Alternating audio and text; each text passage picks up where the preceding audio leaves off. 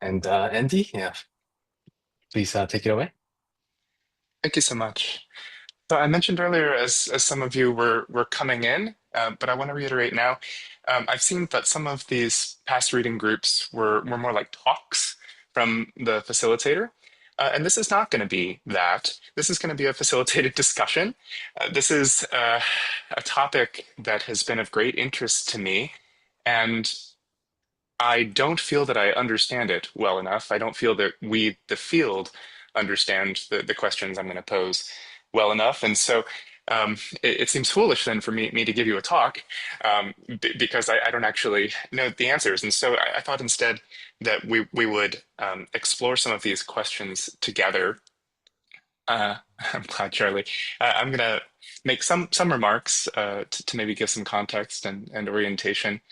And I have some tentative observations about these questions, certainly, but hopefully we can improve them and improve all of our collective thinking by engaging together. So, Earth Primer. Um, Earth Primer is a remarkably ambitious work.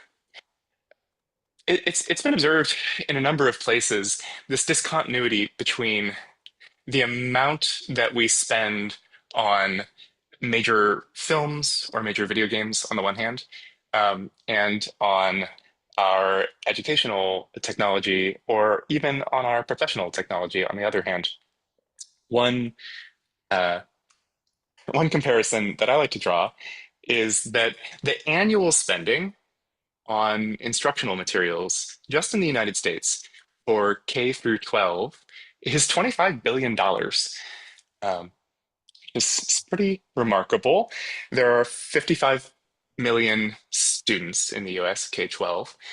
So it's not that unreasonable a number, but still it's a bit staggering. And it's particularly staggering by comparison to some exemplars. So for instance, Grand Theft Auto 5 is one of the most ambitious pieces of interactive software ever created. And we don't actually know its exact development budget, but it's been estimated at about $140 million. The Last of Us Part 2 is, in some ways, even more ambitious, and in other ways, less so. Its development budget was about $200 million. And so these are these extremely expensive, extremely elaborate interactive works, and I guess some of the most costly things that the industry has produced, and yet their cost is still 0.5% or 1% of the annual spending on US K-12 instructional materials. So that juxtaposition creates a sense of possibility, but more than that, there's a sense of possibility that comes from a yearning. There's a sense of possibility that something can be done with this new medium, this dynamic medium, that wasn't possible before. This group has expressed that in terms of, I'm just reading from the homepage. Um, the limitations of static mediums have constrained our experiences and minds to static representations and tools. They entrap us within the fixed boundaries and functionalities and undermine our cognitive capabilities. Some other references that I want to make around this broader yearning are maybe a little more poetic. I'm going to read just a paragraph or so from the beginning of Mindstorms by Seymour Papert. This is from The Gears of My Childhood. Before I was 2 years old, I had developed an intense involvement with automobiles. The names of car parts made up a very substantial portion of my vocabulary. I was particularly proud of knowing about the parts of the transmission system, the gearbox, and most especially the differential. It was, of course, many years later before I understood how gears work. But once I did, playing with gears became a favorite pastime. I loved rotating circular objects against one another in gear-like motions, and naturally my fixed erector set project was a crude gear system. I became adept at turning wheels in my head and at making chains of cause and effect. This one turns this way, so that one must turn that way, so I found particular pleasure in such systems as the differential gear which does not follow a simple linear chain of causality, since the motion in the transmission shaft can be distributed in many different ways to the two wheels depending on what resistance they encounter. I remember quite vividly my excitement at discovering that a system could be lawful and completely comprehensible without being rigidly deterministic. I believe that working with differentials did more for my mathematical development than anything I was taught in elementary school. Gears, serving as models, carried many otherwise abstract ideas into my head. That'll be one touchstone of yearning for our discussion today.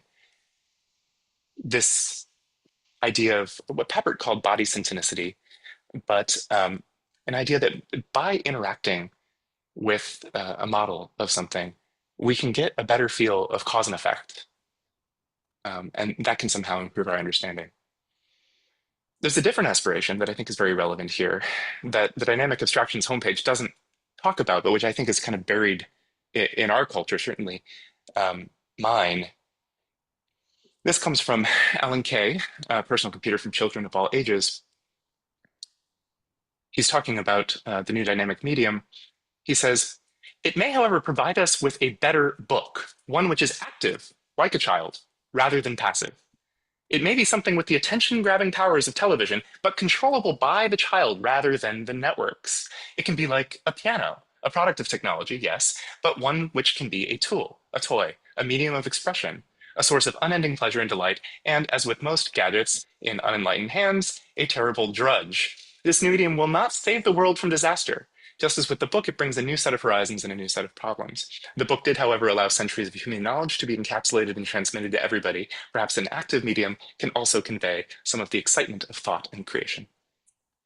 But this aspiration, for me, is about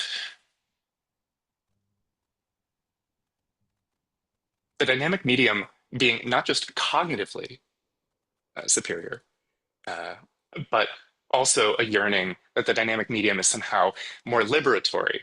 Uh, we're not just letting these words flow over us. We're not just kind of consuming whatever it is the author has provided.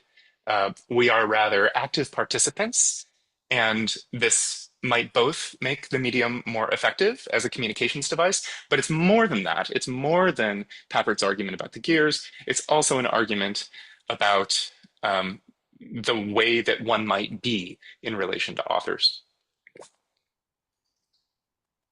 Oh, and for anybody who might be wondering, no, I didn't forget to share slides. There are no slides. I'm merely talking at you for a few minutes, but don't worry, my monologue here will end shortly. So, coming back to Earth Primer, um, Chaim Fingold, the author, has written that his goal with this particular project was actually neither understanding, really, nor exactly enablement, um, but rather engrossment. He hoped to create an experience which was so engrossing and enjoyable that it would inspire children who were interested to perhaps learn more about these topics, presumably from other media. Um, so we're gonna be discussing Klein's work today, and in the tradition of the sort of the death of the author, I want to say that Klein said that the aim of his work was engrossment rather than understanding. That's fine. He can say that. My interest is not that. Uh, my interest is these earlier interests that I articulated, namely that these expressions of dynamic media can offer us improved understanding, can offer us a sense of enablement, a sense of agency. Chaim is a friend, and so uh, I will be adulatory as I speak of the work, but also we're going to engage in some criticism today. Um, so I want to frame us here by saying that this is an ambitious work that I think is sort of a major contribution to this path of research.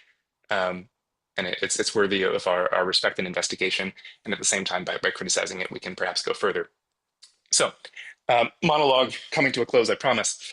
Um, Earth Primer has captivated me because I think it speaks more than almost any other project I've seen in the last 15 years to this new aspiration of what can be done, um, building on these very old aspirations. Chaim invested the resources and skills of an extremely skilled game maker into this one project, and the results are exciting, compelling. We see something much more advanced and elaborate than almost anything else in this space. And at the same time, at least for me, deeply limited and disappointing. It somehow doesn't go far enough. And so, the overarching theme of what I want to interrogate with you all today is what is it here that is so tantalizing about Earth Primer? Assuming that you found it tantalizing, how exactly does it fall short? To what extent might those shortcomings be remedied? What do we know about possible remedies to those shortcomings? What are the implications then of these shortcomings for the broader project of dynamic abstraction, either as articulated by the pioneers I mentioned earlier, as articulated by the facilitators of this group on their homepage, or as articulated by your own um, aspirations? So I have some more like focused questions that will guide us, but before I kind of point at specific things, I'd like to stop monologuing and with those high level questions, open the floor for reactions and discussion.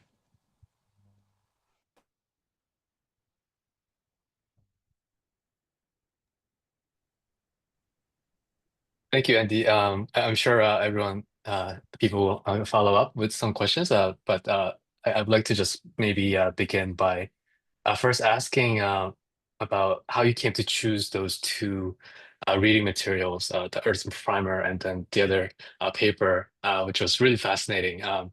And I was wondering, like what the connections, what connection you were thinking of as you were picking Earth Primer, which is like an interactive simulation, and also the paper kind of criticizes, or talks about this unguided learning and guided learning and so on. So I was trying to piece together like what your Yeah, what your there's what you were thinking as you were, yeah. So there's an you can implication maybe. in that juxtaposition for sure.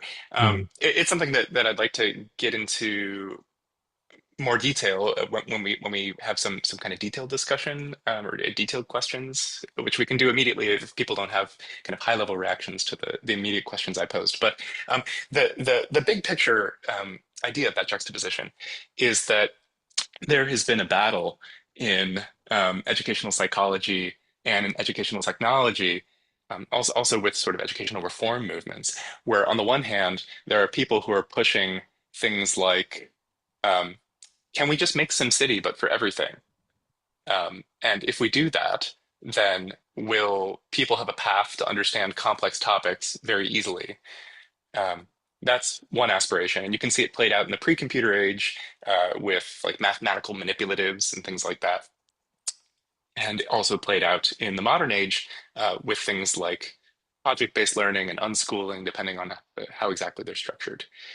Um, now, the Kirshner, Sweller, and Clark criticism, uh, it sort of represents the position of, I would say, fairly straight line cognitive psychology, saying, listen, like from what we know about the structure of cognition and how learning works, um, this doesn't really make sense. In fact, there isn't really evidence that this makes sense. And they have a particular axis along which they're evaluating. Um, but that is the position of cognitive psychology, and it represents this much broader dispute in the space. Now, Earth Primer is not exactly unguided learning, and it's not exactly discovery learning. And actually, the difference between Earth Primer and the objects of the criticism of the KSC paper is part of what I want to discuss. Does that answer your question? Great. yeah. Charlie asked, "Can we hear my high level questions again?" Let me just articulate it again. Um, there's something deeply, deeply tantalizing in Earth Primer for me. What is that tantalizing thing? There's an emotional reaction. I can put some words to it. I'm curious if you can put any words to it. There's also something deeply disappointing about Earth Primer. What is that disappointing thing? What is the way in which it falls short? Um, it fails somehow to achieve this deep yearning. In what sense can that disappointment be remedied? In what ways might it be remedied? And what are the implications of those limitations for the broader aspiration of dynamic abstraction? Cool. Should I give Yeah. it a stab or? Please, Marcus. First of all, the project is very impressive. Just I think it was mostly one person, right? It's technically very well done in that the simulation works.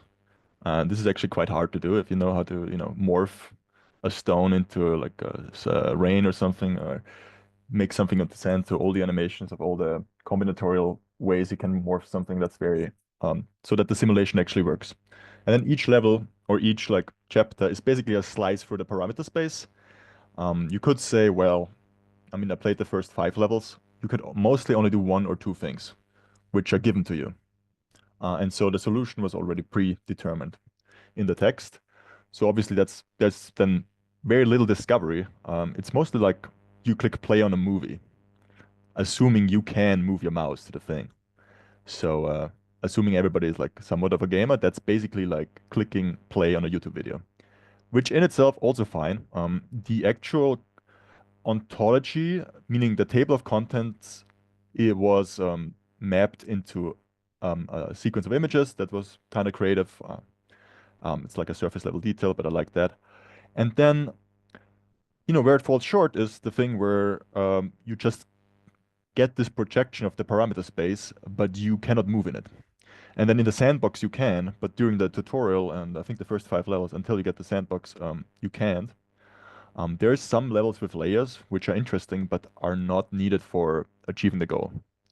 Um, okay, we can then discuss what's the difference between an adult learner who wants to squeeze the most out of it and maybe like a K-12 student who just wants to get through it so the teacher can tell him, okay, you're good. All right, so okay, that's the basics. I think it's very impressive. There should be more of it. It's great.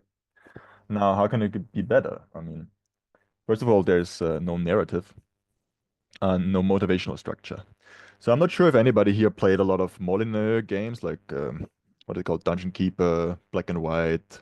The one that comes to mind here is Populous. I'm Was actually Pop? was sort of like an intern, as I understand it, for Black and White. Oh, you're an intern back in the day, or? Time was, as I recall. Oh, sweet. Yeah, you know who wrote the reinforcement algorithm? It was Demis, who then did Google DeepMind. So that's where gaming and AI come together in the first place. But the game called Populous. So the game was basically similar to the sandbox on an aesthetic level that you go through the world like an ancient world, and you have this ancient tribe, and your protagonist, that guy, the girl that you play, is like this very attractive woman who has like a miniskirt or like a something for the boys. But then you basically level up and get more powers, and then in the last levels you become God, and your perspective shifts, and suddenly you're not this person anymore in the plays the game, but you're like God that can go over the map like a real-time strategy game. And here you could use the sim. You could fork Populous and make the sim work within the landscape, and then the levels become whatever this game was trying to do, just with more degrees of freedom. Maybe you do some strategy here, and then you have your narrative mythology baked in that keeps you going and wanting to be more powerful. It's always good if you can die in a game. Like the stakes are too low, you have to raise the stakes. So that just that's a short sketch of how I would improve it, which is bake it into a real world and let people do something in the world. Mm, Like mm, people starve, and then this protagonist, Populous, she has to go out and learn how to channel the rain, and with the rain, she can melt the mountain, and then the sheep can come in. Okay, let's brainstorm this. Next level, sand. Sand blows over, blinds the enemy. yeah, yeah. Okay, cool. Tuck, tuck, tuck. And in the end, you become God, or at least the Earth God, whatever. It's like the And, sandbox. and then you have This to is this stand. is wonderful, Marcus. I'm terribly sorry. I'm going to rudely interrupt you here I was because just I'm seeing finished, there. so. Oh, okay, that's great. I had good timing then. Thank you for sharing that exhaustive reaction. I'm noticing that we have a bunch of hands up, and so I asked a bunch of questions. Sort of unfairly, I'm going to ask that because we have so many people here interested in discussing, that maybe you limit yourself to say one or two observations in regards to that Oh, question. sorry about that. Well, Yeah. no, no, you're fine. This is a reaction to seeing all the people who want to participate, which is great. So please, Jacob, I see you're next. Yeah. Thanks for doing this. I'm excited to be discussing with a group of people that I haven't interacted with yet. Um, so yeah, what I find tantalizing about Earth Primer is it seems like it's a could be a sequence of micro worlds in the language of Papert to explore and understand how the Earth works.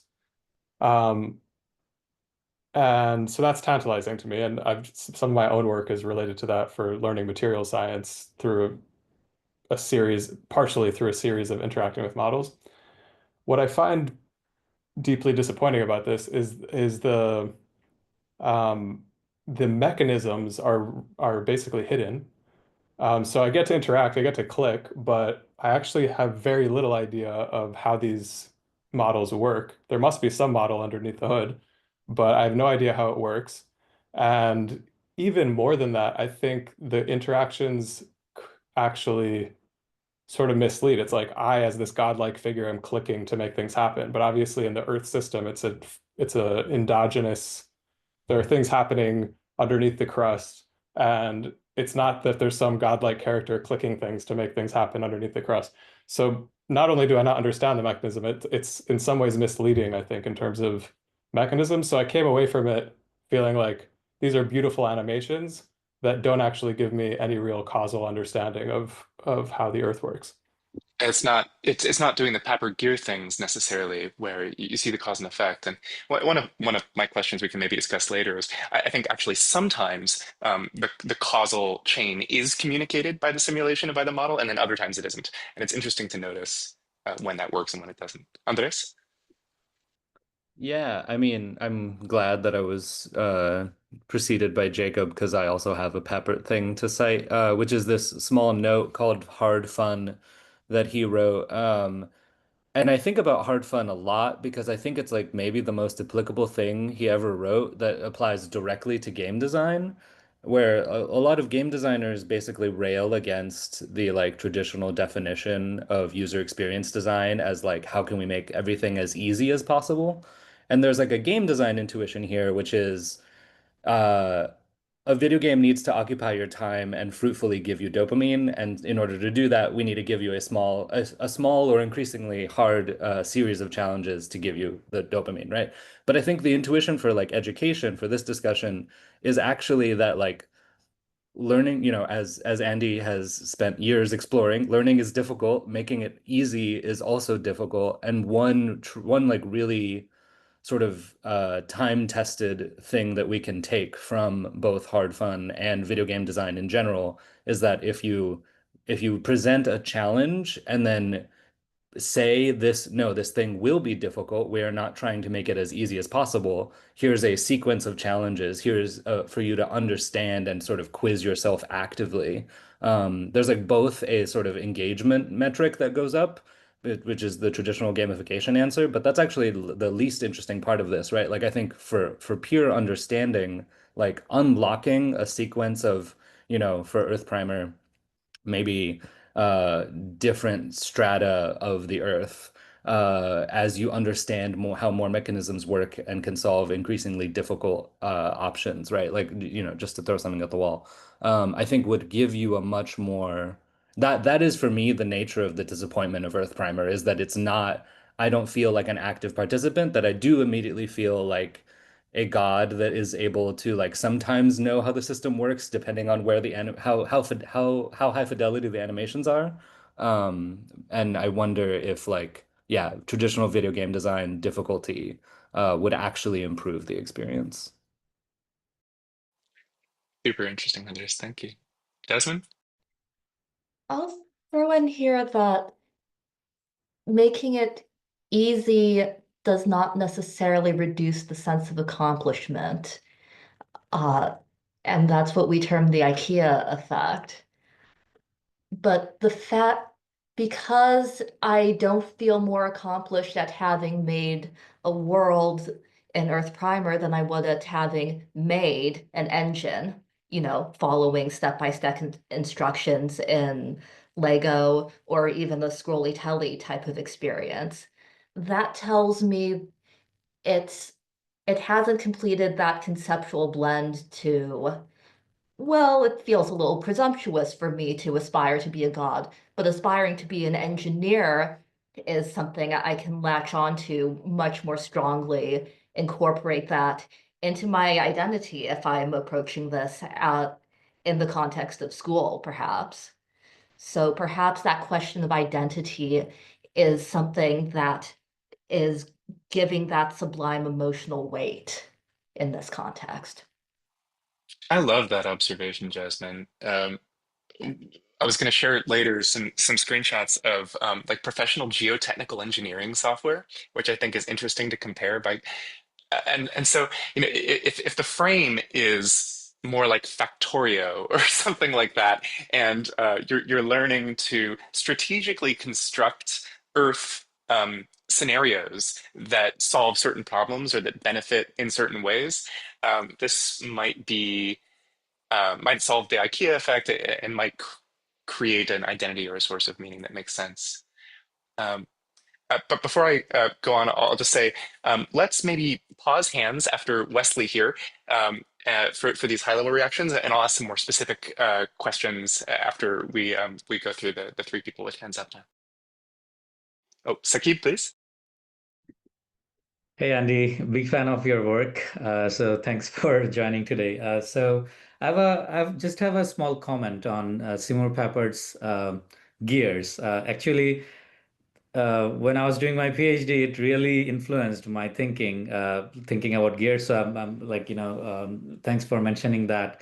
And the question that I was trying to think about was, okay, he could see the world through gears, but can you take any arbitrary object and like turn those into mechanisms, or like have them behave in a certain way so that they follow certain mechanisms, so that like you can tell your story, like whatever is your gear equivalent, and like I mean still follow the scaffolding that's presented by math, or like anything else, right? I tried doing some work on that front, but I still feel like that is a big part of the challenge, that there is nothing generalized, and like there is a we see a lot of specific tools for doing something very specific, and I just feel like it just adds to the very big collection of tools, and it's a little confusing at that point for anyone to kind of follow through. So yeah, it's just a comment. So Yeah, yeah, and maybe this relates to like the broader themes around dynamic abstractions. Like one substitute for the word abstraction that people sometimes use is notation. Another one is representation. Those all mean subtly different things, but abstraction, notation, representation.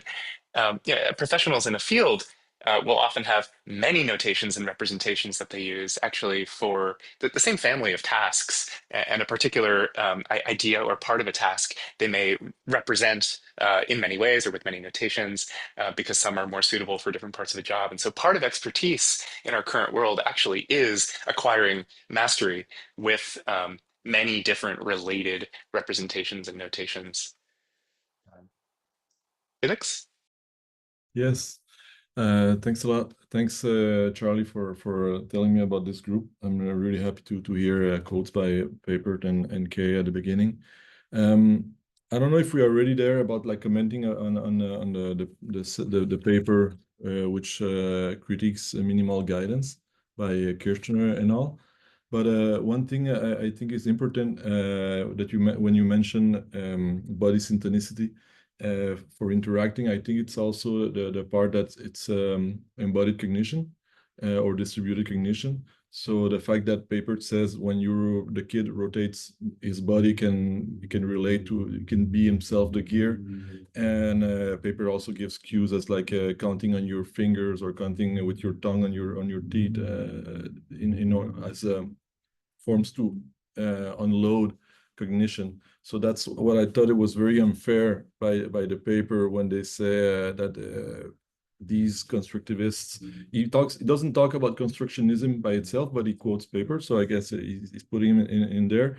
They don't take into account long-term memory, whereas like to me, constructionism, one of the key differentiators between that theory and constructivism from Piaget is that you need to build something out and put it out in the world, and that's distributed cognition. So you're effectively offloading cognitive load. Same thing with like he talks about Brunner. Brunner is heavily influenced by Lev Vygotsky, the Russian psychologist, who's mainly known by his concept of a zone of proximal development, ZPD, which is basically scaffolding. You just try to find that part, the threshold where the kid can't learn anymore by himself, and you kind of scaffold with the kid in order, and so there's outside guidance, but really specifically where the kid will get stuck. So yeah, those were my few comments. I'm a professor in Montreal at a new program in UX design. So I'm really happy to join you guys, and happy to see that this exists. Thank you. Yeah, the KSC critiques are welcome, and I think well put. That's very interesting, Felix. Thank you so much, Wesley. Yeah, what strikes me about this conversation right now is that we're talking about Earth Primer, and we didn't even talk about who the audience might be. So everyone's attacking it from a variety of different perspectives of how they want to learn from or ingest this content. So it just shows the difficulty of these forms of communication. Broad-based communication is how, and I think of like technical documentation. How can the author ever predict all the needs of everyone who's ever going to interact with this and be able to solve it at the time that they author it? So that strikes me as the first one. And then the second one is I'm interested in flow states. And so we're talking about gaming and the making something increasingly more challenging and not, and I know that a good flow state, you get out of it either by like something becomes too difficult and you become disenchanted with it, or something's too boring. And then everyone has their own sort of tailored flow state of what's going to keep them engaged and not engaged. So it seems a limitation with most of these non-dynamic forms is their ability to adapt to the individual. If interaction is the goal and learning is the goal, then their inability to adapt to the individual learner's particular mechanisms for staying within a flow state and or acknowledging their starting point. And that I think ties to your paper a little bit, that the novice learner has less long-term memory to draw from, and so they overload their working memory, and then that prevents their ability to adapt that long-term memory. Yeah, lovely observations. And one thing that I think is really challenging for us ambitious constructors of dynamic abstractions is that our best abstractions, and here I'm thinking mostly of like notations, representations when I say the word abstraction, our best abstractions actually do just work with vast audiences. Like it really is the case that Hindu-Arabic numerals are used both by 3-year-olds and also, professional analysts and so on. It really is the case that line plots are used by middle schoolers and also professionals and so on and so forth. And so that seems like it should be the ambition. In practice, perhaps not so many things can be constructed in that way.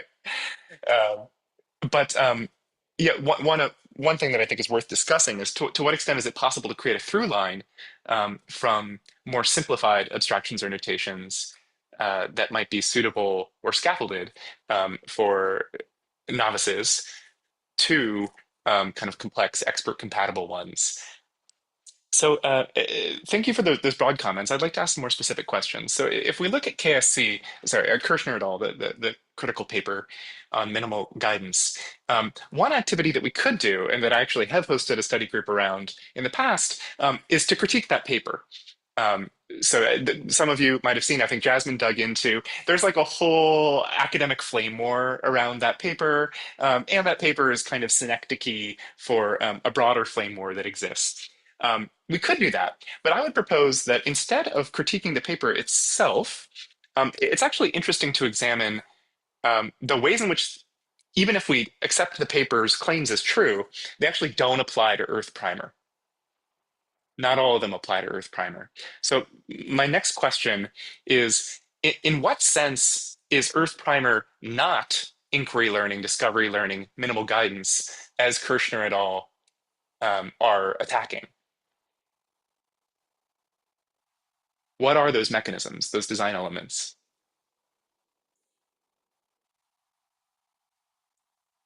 Well, first of all, it tells you what to do, and then the chapter itself gives you the constraints. So the chapter is called water, you know you're going to use water. Yeah. Charlie? Yeah, I was actually going to say something very similar. So it is like even, on a layer of the earth level, very structured, and then once you hit a layer, it's once again very structured. Also, the demos, like often I would click on that icon in the bottom right corner, thinking that as I developed more tools, I could use those tools in this context. But they lock what tools you can use per lesson. So you can't sort of combine concepts as you go. Though connecting back to the audience thing, I don't know if like a 6-year-old would think to do that, right? I'm a gamer. I love game design, so I'm sometimes looking for ways to combine things that maybe a younger audience wouldn't. But yeah, it felt much more like a classic textbook in that sense, where it's like, let's learn about this and build your knowledge according to some instructional design. Yeah. Miguel? My thoughts are that in terms of the paper, I think it touches on when somebody's problem solving, when somebody begins to struggle, and they don't have like kind of that foundation knowledge to pull from, or maybe they just get overloaded. But with the Earth Primer, that's not even the case. You're not even like thrown into this like struggling environment where you kind of like have to think on your feet, or you don't like you're not really directed. You actually are directed. In a very exploratory kind of through these abstractions. I guess that's the key idea I wanted to throw out there. We talked about games with level design. They set a kind of constraint in that you can't get past a level. One user might try like 2 times, another 20. With Earth Primer, it's going to be a similar experience where you're kind of going next to next. That's one thing I wanted to point out. Yeah, that's great. Just a couple I would add are maybe so we have the limited constrained tool set within each scenario. I think that's an important design axis. But interestingly, actually, there is an escape hatch, so you can always access all of the tools. Um, there's a deliberate sequence, right? So it's not it's not random access, or it's not random selection of the sequence of levels. They're sort of building on each other in complexity, at least within a chapter. Um, and then I think one of the more interesting elements is there's this sort of quest-like design mechanic where checkboxes appear, um, and yeah, I'll share a screenshot. And as you act, the checkboxes um, respond to your action, and they show. Uh, uh, okay, they show what you've done, so you sort of you know that you have done it. Uh, this is a design element that's pretty common in games, but which we basically never see in, or we very rarely see in this kind of fine-grained um, degree of interaction within like an explanatory material. So I think this is actually one of the more interesting design elements from Earth Primer. That said, it's also it's super basic. And so, exactly to Charlie's point, um, they're novel, and they're much more advanced than what almost everything else does in this space. But they're also sort of underwhelming. They don't they often pose a question like, raise the sea level. What do you think would happen if you kept raising it, and so you raise it and you watch and you wonder, like, well, did I observe what the author intended when they asked that question? What exactly should I be seeing here? We don't exactly know that it's more this simplistic thing of you manipulated the simulation. And Jacob, you had an observation? Yeah. So another way in which the paper critique doesn't apply is, and yeah, I have lots of problems with the paper, but I won't discuss those. But the paper is, I think, one of their big critiques is an assumption that many in what they're calling the minimally guided instruction space, that a lot of those people think that we should have students do the processes of a working mathematician or of a working scientist. And like Papert, one of his earliest papers is called something like teaching kids to be mathematicians rather than teaching them about mathematics. And that's just not present at all in the Earth Primer. It's not like you're trying to be an Earth scientist. It's just sort of giving you animations to explain things that some Earth scientists out there have figured out. It's almost more like a museum. Yeah. Miguel? I just wanted to add to the checkboxes. That reminds me of Code Academy, and that when you get started, it kind of tells you like, oh, print hello world. And then like you have no clue what's going on behind the scenes, but you're like, okay, I need to type hello world into the code editor. And you just like repeat these characters, and like the checkbox just like gets checked. And then it's like on to the next, on to the next. And it's almost as if you can actually like turn your brain off a bit and just like be following these instructions and you're making progress. You're not like fully struggling. And I feel like that's where you really uncover like what you don't know, and you get a unique learning experience. Totally. Ian? Sure. I have one comment, which is the checkboxes.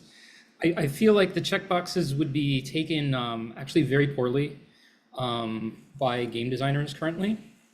The checkboxes is more like a tutorial structure, and Totally. this thing, yeah. So I I take issue. agree. Yeah. The main thing I wanted to sort of bring us back, and you can table this until other people can go. Andy, you started this discussion by connecting to like the billions of dollars that are flooding into like the broader problem, right? There's billions of dollars being flooded into educational materials, and the question, at least I think you were asking, is why isn't there more work like Earth Primer, given that, right? Why isn't there more sort of educational materials that realize these visions by Alan Kay, et cetera, given all the funding that's going into it? And so I think that question is just like the broader context is deserving of discussion. One thing I would note there is I think that, to put it simply, the people who make a lot of these educational technologies are pretty bad at game design. They don't play the games themselves. When I was in this field and I was developing educational games, it was a common problem. We would interact with people who have this problem, and so they're very well-meaning, but they don't know how to design games. And so I think one more structural solution here is to somehow fund game designers to do this. People who are already well-known and who are already good at game design, to provide some incentives for them to develop those technologies. Yes, That's, I agree actually. that's great, Ian. And I would be glad to return to that high level discussion. Yeah, one of my more focused questions is something like, what exactly is the bottleneck? Is it money? And that opening statement is meant to imply that, like, no, it's not actually money. There is plenty of there's plenty of money that could conceivably fund this kind of thing. It seems to be something else. Maybe it's skills. And part of what I think is so interesting about Earth Primer and why it's so worthy of discussion is that like Chaim is an insider. He's not a multi-decade veteran, maybe, but I mean, like, he apprenticed with Will Wright for many, many years, and like he was one of the lead people on Spore. So big deal, kind of muscle being thrown at this problem here, and yet there still seem to be limitations. Jeffrey? Hey, hopefully hotel Wi-Fi will hold up for this. So Seems fine. I don't have a direct response response to Earth Primer specifically, but the discussion here reminded me of something that I personally have experienced and I have observed other people experiencing, which is so I'm a graduate student in computer science. I'm required to take a class on it's called Software Foundations. It's basically a class in like proving some theorems using a proof assistant. About some like fundamentals of programming languages, and an interesting thing that comes up all the time in his course by like almost everybody, the aspect to using a proof assistant, which is that you enter this flow state where you know what the next thing that you once you've set up like the sketch of a proof, you know what the next thing that you need to prove is, and then there's this like period of almost decreased cognitive engagement where you just like try a whole bunch of stuff and sort of uh blindly derive forward without necessarily like backing up and thinking, okay, is this proof still structured correctly, and so on. And this is like something that the instructors of this course actively have to tell people to like keep themselves in check about. um I posted something in the chat that was similar to this. I see a similar thing happen in video games, which is if you give players a checklist, like a quest checklist, they try to fulfill those conditions as quickly as possible, without critically engaging in. Totally. And I'll say also, like, it's not just checklists in games. When I was at Khan Academy, a thing I often observed is people like trying to speed run um, exercises. You know, like the more that you convert things into an experience where there's like a next button and a progress bar of any kind, the more that that just becomes the entire structure of the experience. Even when the student, prior to all of this, actually did have a fair amount of intrinsic interest. And I think like that's what the aspiration of the sandbox and the whole simulation kind of ethos and aesthetic like hopes to escape. It's like, well, I'm going to give you this open world sandbox, and you're going to decide what's interesting rather than the checkboxes. And yet, my experience playing with Earth Primer's checkbox, and you know, maybe a sandbox, and maybe I'm not the right audience, is actually like I just I don't get drawn in really. I don't really like find myself asking and answering questions that they're kind of the design space or the creative space just doesn't feel large enough for me to feel engrossed in that way. Charlie?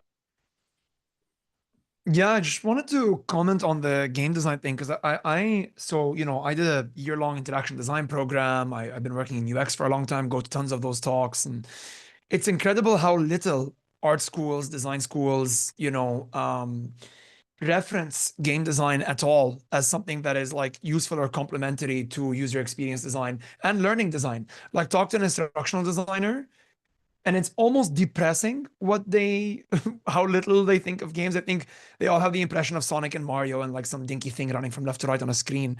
But then you watch like content like GMTK, Game Maker's Toolkit, and he explains the psychology behind some of the choices that they take in games, or watch like deep dive on from that famous game conference. Shit, I forgot the name. Anyway, I guess my question is like, why do we GDC? Yes, thank you.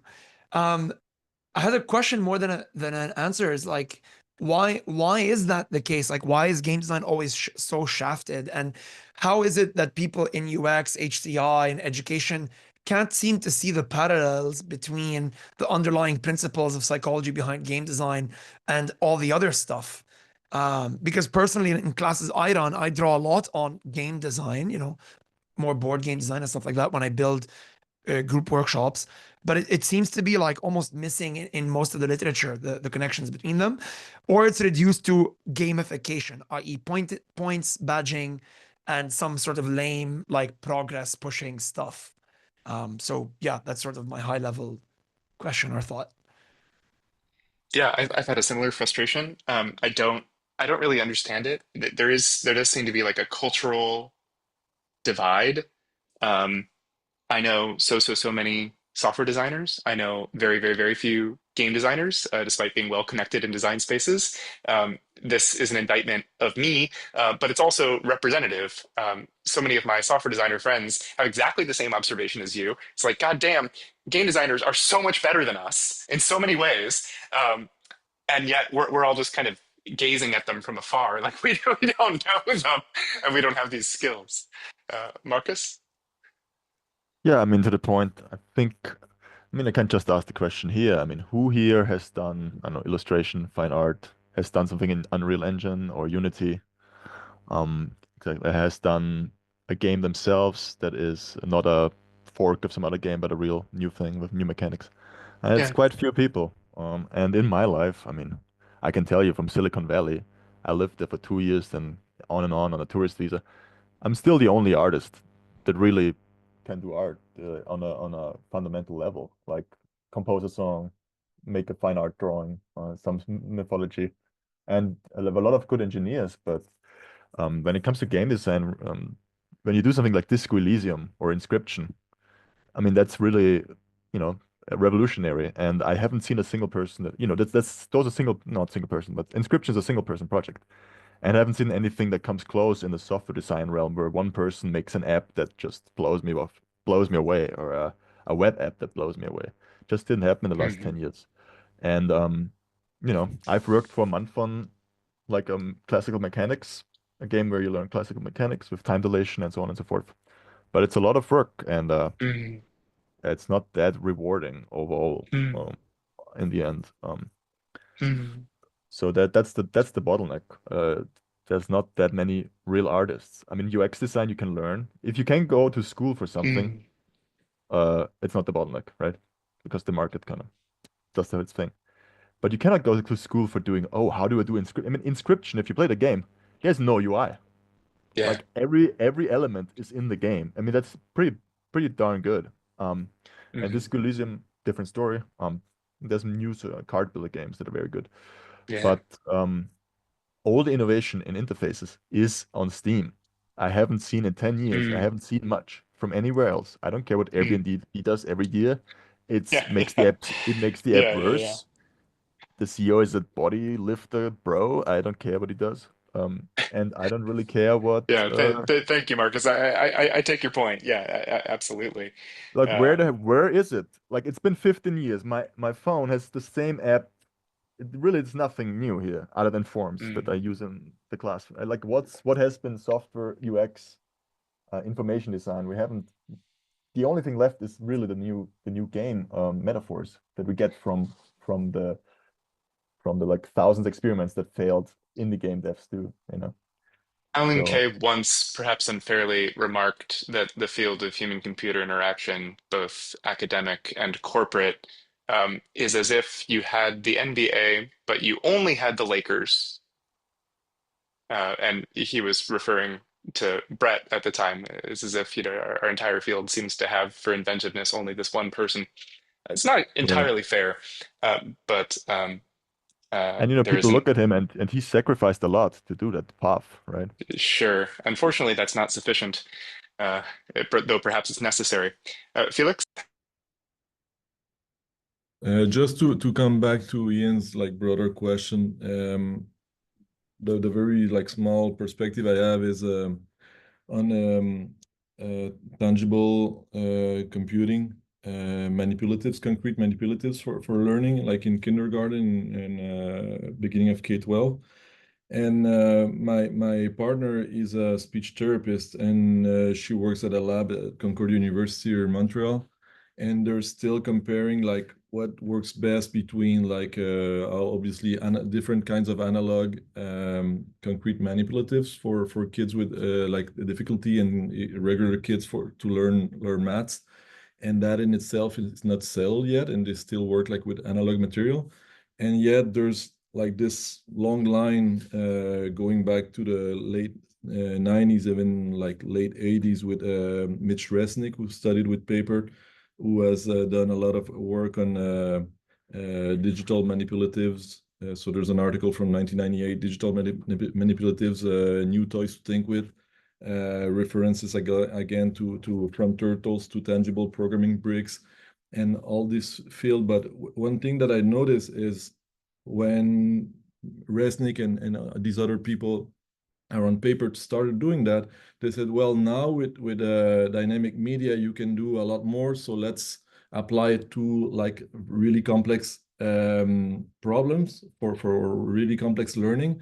So they leave the original teaching needs alone. They don't address them.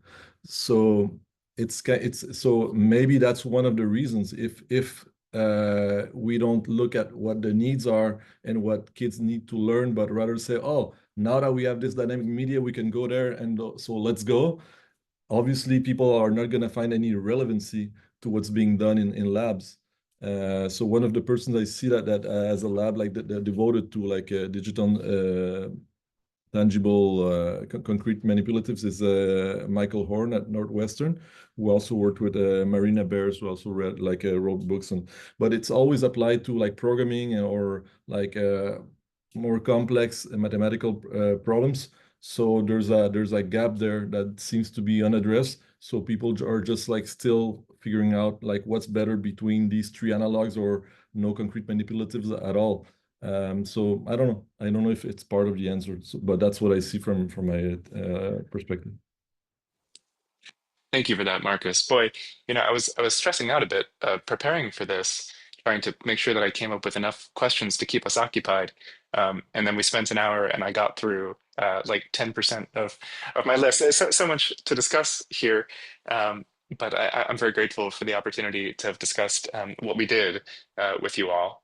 And looking forward to continuing the discussion. Some of you may have seen in the chat, there is a Discord associated with the facilitators of this group, the Dynamic Abstractions group. And you can find a link to join that in the chat. And thank you for your time. Sang Ho, do you have other closing remarks? No, yeah, thank you everyone for engaging in this discussion, and thank you, Andy, for joining in and allowing us to have this great discussion. I really appreciate you and everyone for coming. Yeah, I will share the recording of this session, and also we'll have another reading group next month with Ian as the speaker, right? Great. Yeah, and this is gonna be exciting. So please stay tuned.